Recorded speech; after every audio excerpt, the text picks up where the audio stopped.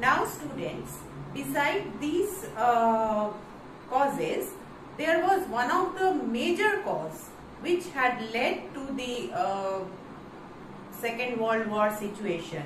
The cause which indulged Hitler, which helped Hitler to launch the Second World War, launch devastating war in the world. Now this cause was the brainchild of British Prime Minister Chamberlain, who had thought of this unique plan, which was policy of appeasement. Now this appeasement means, the word appease, to appease means to pacify, meaning if a child is nagging for something, after some time the irritated parent, in order to satisfy his needs, grants his demand, and then next time when the child wants something, he starts nagging a little more, and again the parents satisfies his demand. Now in this way the demand of the child keeps on increasing, and at one point of time it so happens that the demand becomes too unrealistic, which the parents are unable to fulfill, and then the problem starts arising. The same thing had occurred with Hitler and the rest of the world. Now Hitler, as soon as he assumed the power in Germany, he formed his own government in Germany. He had started to defy or object, or rather he absolutely stopped to abide by the terms and conditions of the Treaty of Versailles, one after the other. And Britain and France, they started to ignore these lapses of Hitler. There were few causes for this, for taking up this policy of appeasement by Britain and France, especially Britain, because in Britain the people, it was the people's demand that the Treaty of Versailles was to some extent very much harsh towards Germany, and there should be some remedies and rectifications to the terms of the Treaty of Versailles. So the public demand had forced to take up this policy. That was one reason. The ulterior motive was to turn Hitler's attention towards Soviet Russia, because the capitalist class, they were very much apprehensive, very much scared that the communist ideology, Soviet Russia was planning to spread the communist ideology towards the Western Europe. And in order to stop the spread of communist ideologies, the British and the French governments, they indulged Hitler, they encouraged Hitler, or rather they turned a blind eye towards the actions of Hitler. They thought that because Hitler was a communist hater, so if he kept his attention towards the eastern part of Europe, it would help in stopping the spread of communist ideology in the Western Europe. So that was the motive behind the taking up of this policy of appeasement by the British Prime Minister and later the French Prime Minister Daladier. Now it was a foreign policy actually, but it had been taken up from the, it had the foundation which was to some extent cowardice, meaning they were afraid of Hitler's popularity, Hitler's strength, and in order to keep him pacified, they kept on ignoring his demands and all. Now they kept on granting concessions to Hitler. First he had started to build up the German army.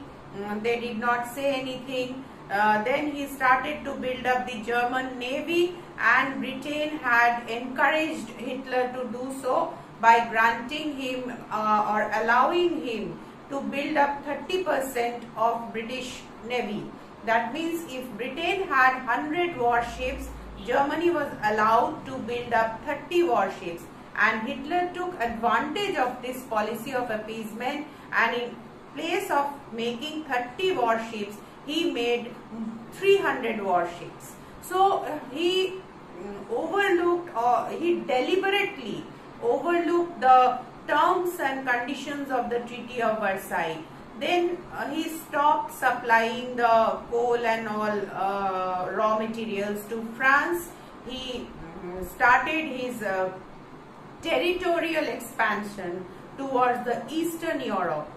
The first instance was his joining of Austria with Germany. Very cleverly, Hitler had created a civil war kind of situation in Austria and encouraged the people of the German people residing in Austria to vote for the joining with Germany, and the joining with Germany and Austria occurred in the year 1936, which came to be known as Anschluss.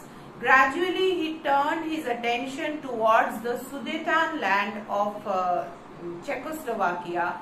When Czechoslovakia appealed in the League of Nations for this Hitler's advancement in its territory, it was overlooked by Britain and France. They went to Munich in Germany and signed a pact with Germany, which is known as Munich Pact, and acted as the highest peak of the policy of appeasement. And it was Hitler had assured them that the German territorial expansion would be stopped after he acquired the Sudetenland from Czechoslovakia, but it was not so. He, within a few months, he captured the entire Czechoslovakia and then proceeded towards Poland.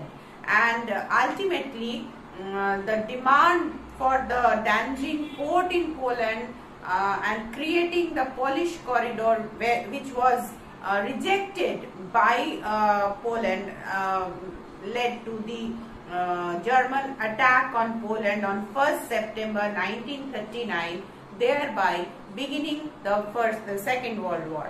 Now, after the Munich Pact, Britain and France both had signed a friendship treaty with Poland and agreed to help her if there was an attack on her by any third party. So when Hitler attacked on Poland on 1st September 1939, 3rd September 1939, both England and France had declared war against Germany, thereby beginning the official beginning the Second World War. So the date for the official beginning of the Second World War was 3rd September 1939. Now there was another, in between there happened another important incident. Hitler, because he was acquiring one territory after the other, so he wanted a friend, a powerful friend in Europe, because he was turning the other countries against Germany, so he needed a powerful friend. In order to do so, he signed a secret treaty with Soviet Russia, which was signed in the year 1939, and which agreed a mutual friendship, and there was a secret clause signed between Germany and Soviet Russia. This treaty came to be known as Russo-German Non-Aggression Pact. Hitler promised not to attack on Soviet Russia, which he did not keep, because in 1940 he had attacked upon Soviet Russia. Now within a few months, and Hitler never kept his promises. Now when he signed this non-aggression pact, it was on face that he wanted a friendship with Soviet Russia, but actually the Nazi ideology was against communism, and that is why he had signed an anti-Comintern pact with Mussolini in 1937, and in 1938 one more country had joined into this friendship pact. That was Japan from Asia, and Mussolini had given this signing of the pact the name of an axis, like the earth revolves upon its axis, and all the daily phenomena occurs due to this. In the same way, Mussolini believed that the entire world politics would be revolving upon or rotating upon the upon the political decisions taken by these three countries, Germany, Italy and Japan. So this pact was known as Rome-Berlin-Tokyo axis. So this was another incident before the Second World War, which created a separation, a clear separation of dictatorial powers in the world. Italy and Germany in Europe, and the country, the smallest country, one of the smallest countries in Asia, Japan, who had joined hands with these aggressive powers, and gave the slogan Asia for Asians. We will continue again the course of the Second World War later on.